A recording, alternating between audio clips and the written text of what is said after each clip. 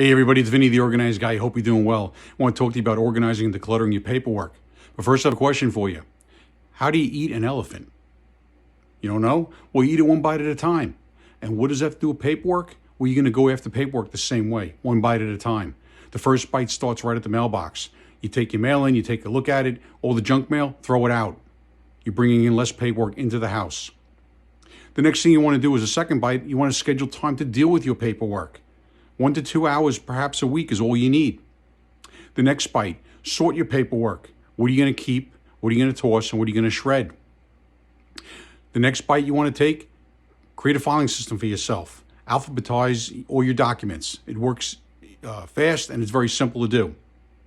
The next bite, go paperless where possible. Bring less paperwork in.